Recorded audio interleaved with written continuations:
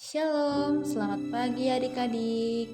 Baiklah, dalam pertemuan kali ini kita akan membahas dengan judul Makna Gereja Bagiku dengan ayat Alkitab sebagai ayat pendukung, yaitu dari Lukas 4 ayat 18, Roma 12 ayat 4-5, dan Kolose 3 ayat 15. Capaian pembelajaran untuk memahami makna kehadiran gereja bagi umat Kristen dan bagi dunia.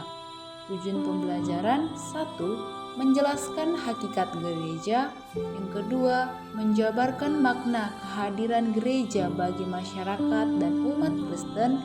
3. Mendiskusikan mengenai peranan gereja masa kini. 4. Membuat karya yang berkaitan dengan gereja masa kini. Dan yang terakhir, membentuk sikap yang mendukung pelayanan gereja masa kini. Mulai dari diri yang menjadi pertanyaan, apa makna gereja bagi dirimu sendiri? Dan pertanyaan kedua, bagaimana orang memaknai ibadah, khususnya ibadah online di masa COVID-19?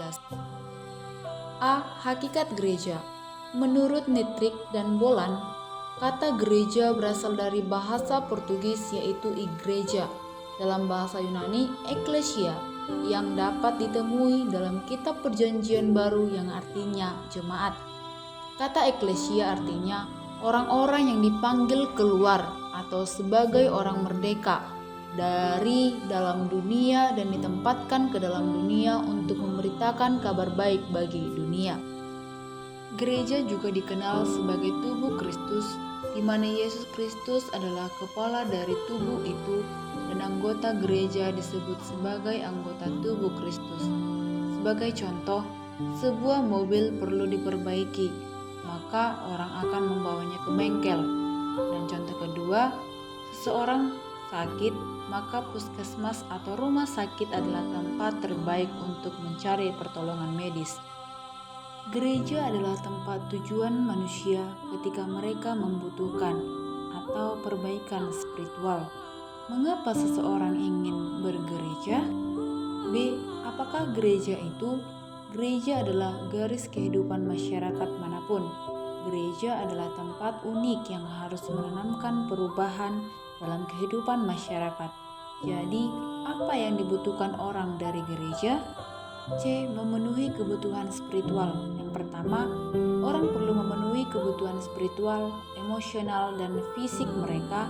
Yang kedua, di dalam kitab Timotius 3 ayat 1 tertulis, tetapi ketahuilah ini, bahwa pada hari-hari terakhir akan datang masa yang berbahaya. Yang ketiga, semakin banyak anak tumbuh dalam keluarga yang hancur, pengangguran meningkat, dan orang Kristen semakin tenggelam dalam kehidupan atau hedonis yang konsumtif dan belum pernah terjadi sebelumnya. Yang terakhir, gereja harus menyadari permasalahan ini melalui tindakan nyata. Setiap gereja dapat menyediakan pelayanan yang efektif dan menjangkau berbagai lapisan umat, bahkan lapisan masyarakat. D. One Stop Super Centers. Yang pertama, kita sudah menyaksikan di berbagai kota di Indonesia memiliki mall besar yang umumnya berfungsi sebagai one stop supermarket, di mana orang bisa membeli berbagai macam barang, bahkan di tempat yang sama orang dapat mencuci mobil dan lain-lain. Yang kedua, pelanggan super center benar-benar menyukai konsep segalanya di bawah satu atap ini. Yang ketiga, di zaman kini, apakah gereja akan berfungsi seperti itu? Dan yang terakhir, ini hanya analogi saja, bahwa apapun situasinya, ada solusi dan nasihat berdasarkan Alkitab untuk setiap masalah. Seperti di gambar, boleh kita lihat berbagai contohnya. Gereja membawa kabar baik.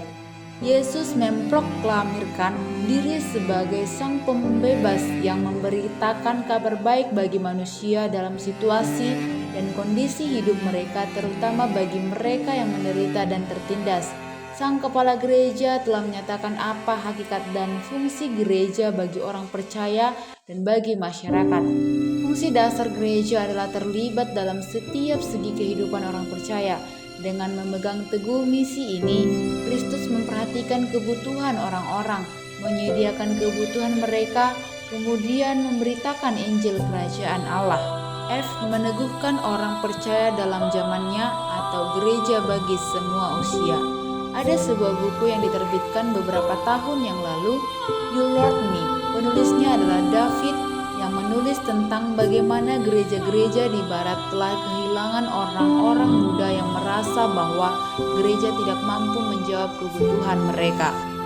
Kinnaman membagi kaum muda dalam 3 kelompok. Yang pertama adalah kelompok gembala, yang kedua adalah kelompok anak yang hilang, dan yang ketiga adalah kelompok orang-orang buangan. G. Peranan gereja masa kini. Mengapa gereja ada di dunia? Apa peranannya? Sebagai remaja Kristen, bagaimana siswa memandang gereja? 1. Sebagai sarana ibadah, 2. Disiplin spiritual, 3. persekutuan, dan 4. pelayanan. Baik, terima kasih. Sekian pemaparan materi tentang makna gereja bagiku. Shalom.